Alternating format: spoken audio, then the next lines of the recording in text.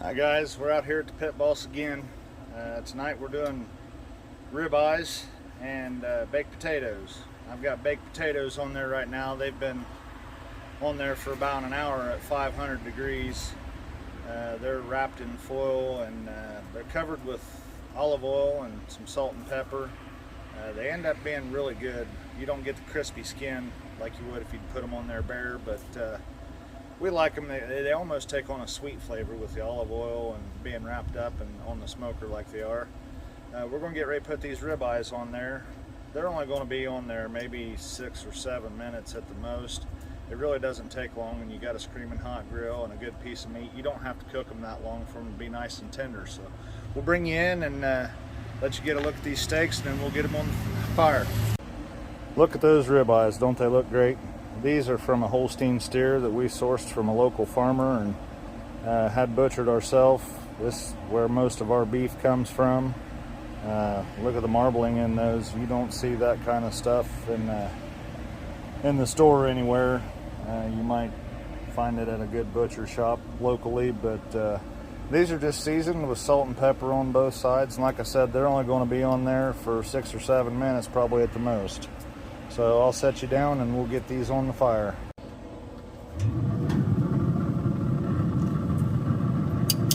Don't forget to click your tongs.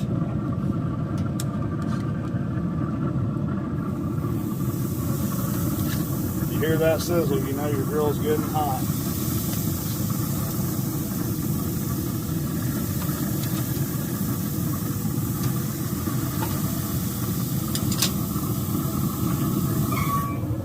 We're going to let those go for a minute or so, and then we're going to turn them 90 degrees just to get the pretty grill marks, and then another minute or so and we'll flip them over and do the same thing and they'll be done. Okay, we've been about a minute here. You can see they're already getting dark, and look at that there. You can tell that's going to be a tender steak just by the way it's starting to separate the fibers.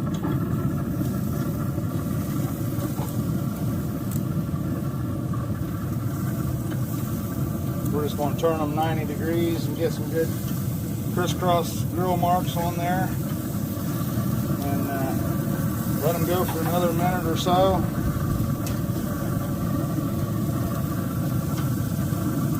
Like I said, we're on 500 degrees, and this has a searing grate that you can open up in the middle of it. I don't normally open it up unless I'm really trying to char something. This thing will get up to 500 degrees, and actually your thermometer here, it'll go well above that, and it'll actually bury it if you open up that searing grate, but I really don't see a need. It gives it a little bit more time on the grill, gets a little more smoke in it that way. You put it over that searing grate and it'll put a serious char on a piece of meat pretty quick. So we're going to give this another minute or so, and then we'll get them flipped over and we'll see what those grill marks look like. All right guys, let's get these steaks turned over and see what kind of grill marks we've got here. They smell amazing and I'm getting hungry.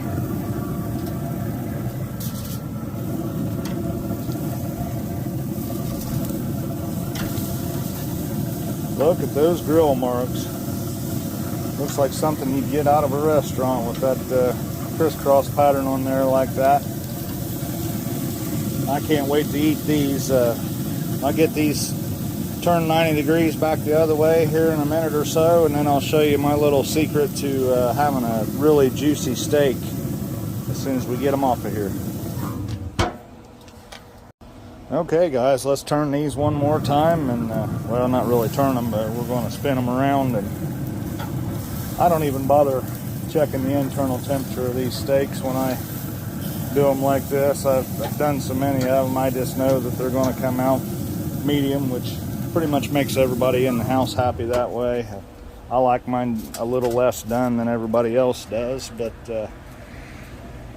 yeah, everybody's happy, and I don't have to worry about cooking them all at different times or anything like that, and trying to keep one steak warm while the rest of them are cooking.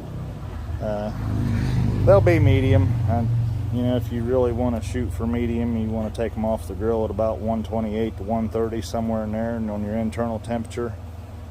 And let them rest for as long as you can stand it anyway. I mean, I have a hard time letting them rest, but if you can let them rest for at least 10 minutes before you cut into them, that'll help tremendously, because all those juices will start sucking back into the middle of the steak, and always provides for a better steak when you let them rest for a little while and they're juicy. A dry steak. Some people like them well done and dry. I'm not one of those people. These things have got to be done. So let's go ahead and get them off of here. Now you see my tray there. I took it in and washed it. I'm not going to put it back on that raw meat juices and things like that. So I took it in and washed it. And now we're going to get these steaks off of here and take them inside. And I'm going to show you a little trick that I do for your steaks while they're resting, and it definitely kicks everything up just another notch. Look how juicy those things are now. You let that rest, and all those juices on top of that steak will suck back into the center of it, and then you'll get to actually enjoy those juices rather than wishing you had more to drink. So what I do now, after I got those off of there, is I just take and put a pat of butter. I'm pretty generous with the butter. We like butter around here, and I think everybody should like butter. I'm sure some people probably have something against it, but I don't eat margarine. It's basically plastic. You check out the chemicals used to make margarine, and they're very similar to what you find in plastic. So we use real butter here. What I do is I just put a pat of butter on there, and then I'll just kind of put a foil tint over the top of them. And on top of being grilled, now they'll be steamed a little bit. And we'll get these in the house, and I'll get those baked potatoes off there, and we'll get this thing plated up and show you our finished product. Okay guys, here's our finished product. I guess first we'll start with dressing up this baked potato. I'll show you a little trick on how to get your baked potato opened up. You just take your knife, cut it kind of right through the middle, and this is how you know when they're really done. You just kind of smush it like that. Now it makes you a little pocket, put all your good stuff in there. I'm just going to do butter and sour cream. That seems to be pretty much what everybody likes on theirs, or most anyway.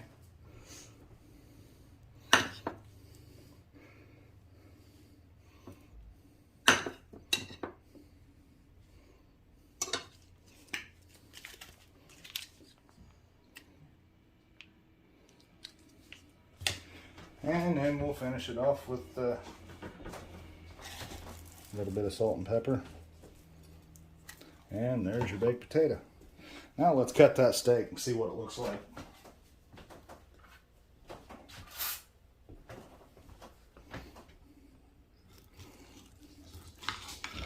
Oh, look at that, just tearing right in two. Like I said, you can cook it a little bit less if you want to. These are pretty done, but look how juicy they are. They're going to taste great no matter what temperature you cook them to. Like I said, I just cook these to kind of, this doneness here is probably a medium well. That makes everybody in the house happy. So give this a try and let me know what you think in the comments. Don't forget to like and subscribe. I've got a pretty cool video coming up where I'm making a little tractor flower planter yard ornament out of landscape timber, so don't forget to subscribe so you can check that out when it comes out.